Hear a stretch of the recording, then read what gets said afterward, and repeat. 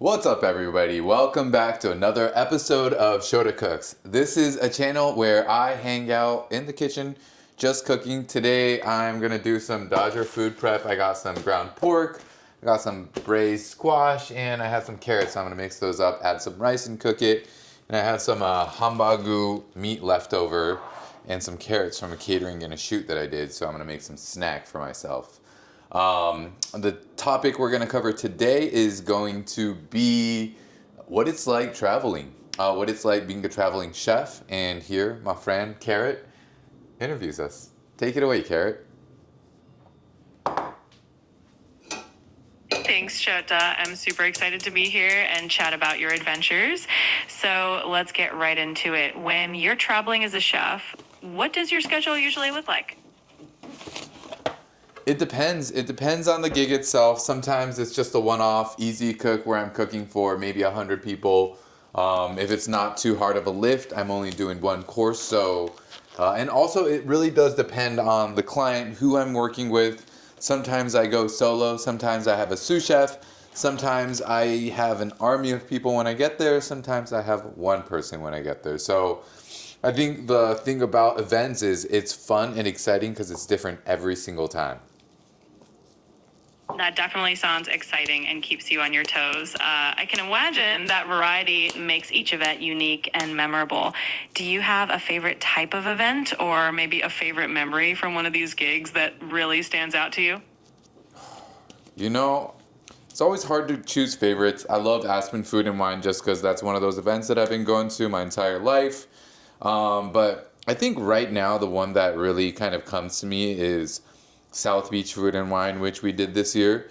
It was just a gnarly busy event. And what I mean that is, you know, it was one of those things, we had multiple things to do, but I went on a red-eye flight, I landed, and then I had to go straight into the kitchen because the next day we had cooked for 3,000 people. So we're breaking down cases and cases of salmon from the second we land. I had one sous chef with me, we had two helpers. But then that evening, I went to multiple after parties because, you know, when you're at these events, I'm not going just for fun. I'm trying to network and get the best out of it because you get to bump into all these chefs. And that is the other part that's awesome. You get to reconnect. It's kind of like a reunion a lot of times. Or you know, meet a lot of cool new chefs.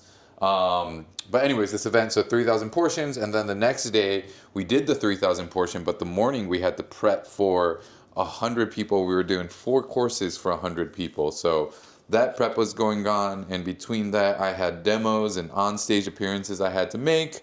There's a pickleball tournament.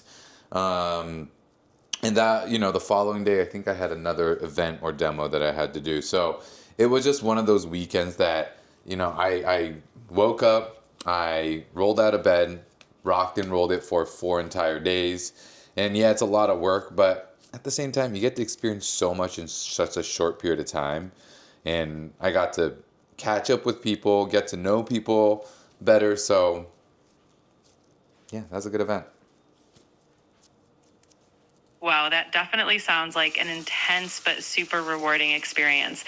It's amazing how you juggle so many things at once and still manage to network and have fun along the way. It really shows how passionate you are about what you do. Thanks. I do enjoy it. I absolutely love it. I think it would be a hard career if you didn't love it. What's a good question? You got another question for me, my friend? Absolutely. So since you're always on the go, I'm curious, how do you manage to keep your creativity flowing, especially when you're cooking in different places and with different ingredients all the time?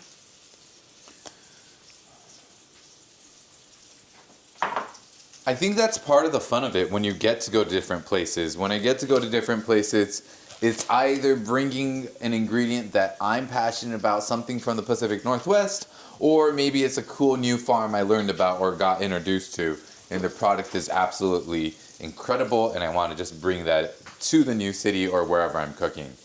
But creativity-wise, you know, I think that's it is one of the harder things, but my favorite thing to do is sit there and just think about different dishes, different combinations, what it's going to be like. I do wish a lot of times that's all I had to do, but because that part I enjoy the most out of my job.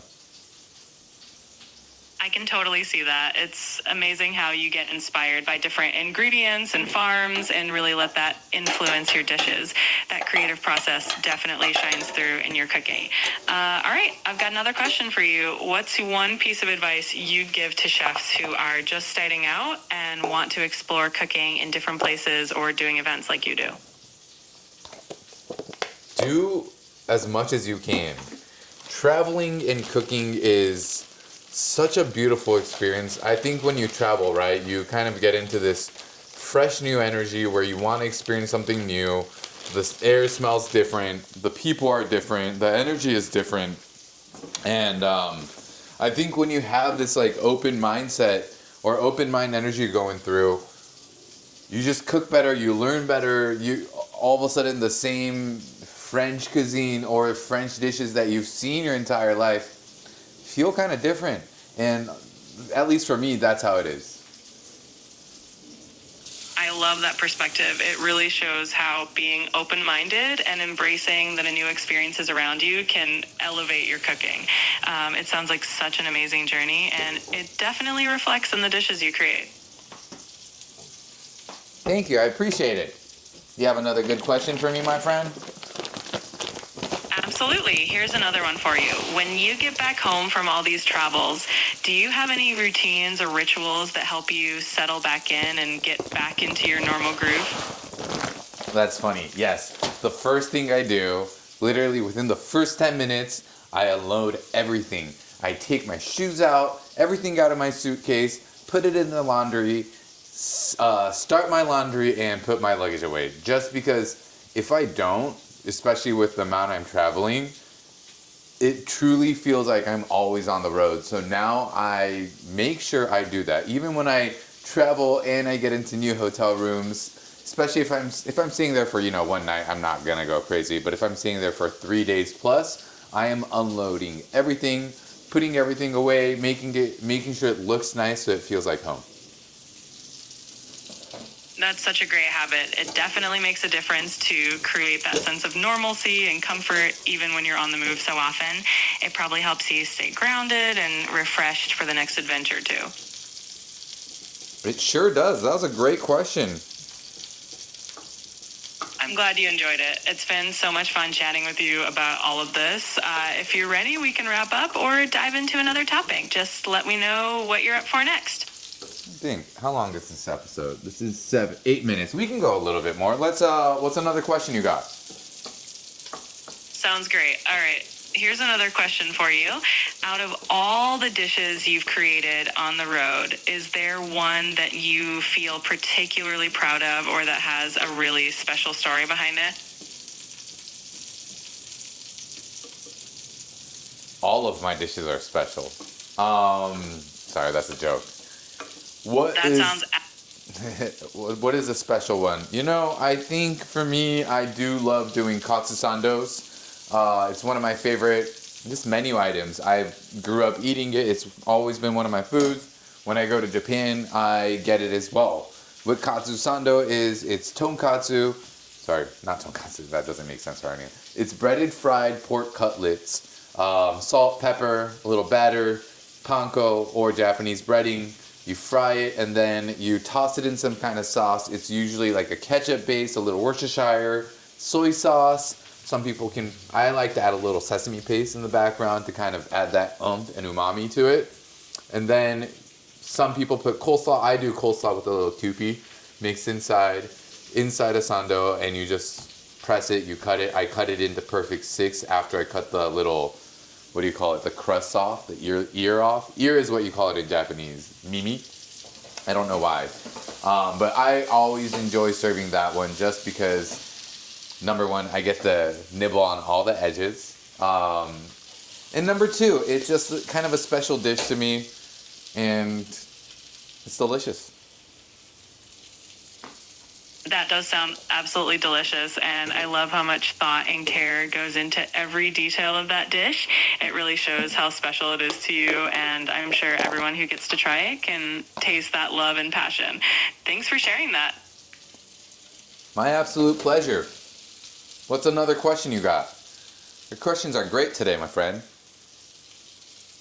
I'm I'm so glad you're enjoying them. All right, here's another one. When you're traveling and cooking in different places, do you have any must-have tools or ingredients that you always bring with you no matter where you go?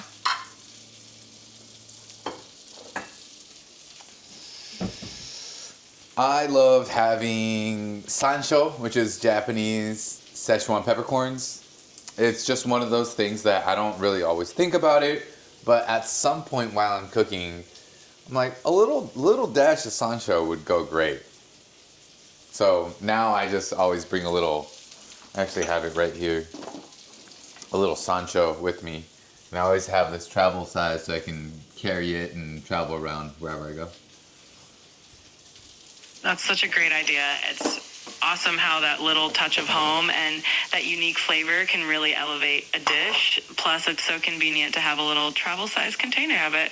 It must be a fun surprise for people who get to taste that unique flavor in your dishes. I agree, my friend. I agree. It's always those little details that make a big difference, right? Well, this has been such a fun conversation. I really appreciate you sharing all these behind-the-scenes insights. Let me know if there's anything else you want to dive into or if you're ready to wrap up. You know, let's keep it short and simple today. And again, thank you for everyone tuning in. If there's any topics you want me to cover, put it in the comments below and I'll make sure that we start going through all those. And on that note, please like, comment, and subscribe. Cheers. Until next time.